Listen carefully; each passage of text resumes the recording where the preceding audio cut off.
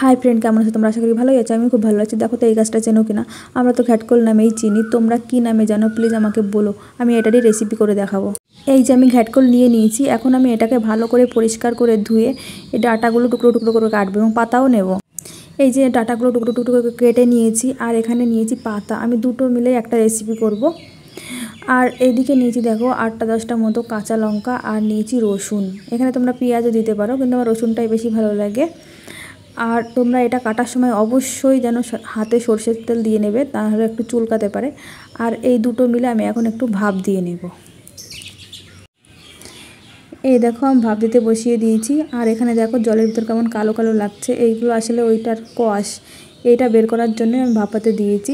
তোমরা ভেজে নিয়েও বাটতে পারো, কিন্তু আমার এইভাবে বেশি ভালো লাগে। এই যে আমি ভাপ দিয়ে নিয়েছি, এখন এটা একটা মিক্সারের সাহায্যে পেস্ট করে নেব। এই যে আমি পেস্ট করে নিয়েছি, দেখো ডাঁটা আর পাতা একসাথেই করেছি। তোমরা দুটো আলাদা আলাদা করেও করতে পারো দুটো রেসিপি তৈরি করার জন্য। আর এখানে দেখো নিয়েছি রসুন আর কাঁচা লঙ্কা, আমি দুটোই একসাথে বেটে নিয়েছি। এইদিকে আমি কড়াই গরম করতে বসিয়ে দিয়েছি। আর এখন এর মধ্যে দিয়ে দেবো সর্ষের তেল। অবশ্যই সর্ষের তেলটা দেবে, কারণ এটার টেস্ট সর্ষের তেলেই আসে, সাদা তেলে আসে না। আর দেখো তেলটাও আমার গরম হয়ে গেছে, এখন এর মধ্যে দিয়ে দেবো শুকনো লঙ্কা।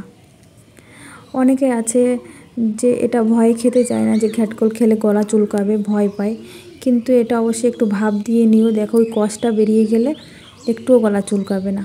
আমি এই লঙ্কা দুটো এখন ভেজে তুলে নেব। এই যে লঙ্কা তুলে নেওয়ার পরে দেখো যে তেলটা আছে, আমি ওই তেলটার মধ্যেই দিয়ে দেবো কালো জিরে ফোড়ন। এই কালো জিরে দিয়ে একটু ভেজে নেব। তারপর তেল ছিটকানোর ভয়ে দিয়ে দেব লবণ। এই লবণটা দিলে তেল অতটা ছিটকায় না গায়ে। আর এদিকে দিয়ে দিচ্ছি রসুন আর কাঁচা লঙ্কার পেস্ট, যেটা আমি একসাথে করে রেখেছিলাম। এই দুটো একটু ভেজে নেব কাঁচা গন্ধটা যাওয়া পর্যন্ত। দেখো মশলার থেকেও অনেকটা তেল ছেড়ে ছেড়ে আসছে। আর এর মধ্যে দিয়ে দেবো হলুদ। তোমরা হলুদটা নাও দিতে পারো, কারণ এটার কালার এমনিতেই এসে যাবে। আর তবু আমি একটু হলুদ দিয়ে দিলাম।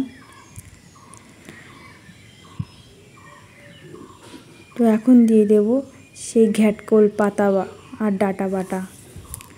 তোমরা এটা আলাদা আলাদা করেও বাটতে পারো। তোমরা পাতা রসুন না হয় পেঁয়াজ দিয়েও করতে পারো, রসুন পেঁয়াজ দুটোও দিতে পারো। তো আমার রসুনটার ফ্লেভারই বেশি ভালো লাগে, আমি জন্য রসুন দিয়েছি। তোমার যেটা ভালো লাগে তোমরা সেটা দিও। আর দেখো আমি এটা ভালো করে মিশিয়ে নেব। এটা আমার পুরো টানাতে হবে, এর ভিতরে যে রসটা আছে সেটা টানিয়ে নিতে হবে। এই যে জলটা পুরো শুকিয়ে গেছে, এখন আমি নামিয়ে নেব। আমি নামিয়ে নিয়েছি দেখো, আর এর সাথে ভাতও নিয়ে নিয়েছি। আর এখানে গরম ভাতের সাথেই খেতে হবে, যার জন্য আমি ভাতও নিয়ে নিয়েছি।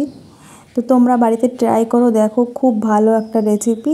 এটা খেতে কিন্তু দুর্দান্ত লাগে, একবার খেলে মনে হবে বারবার খাই। তো প্লিজ ট্রাই করো।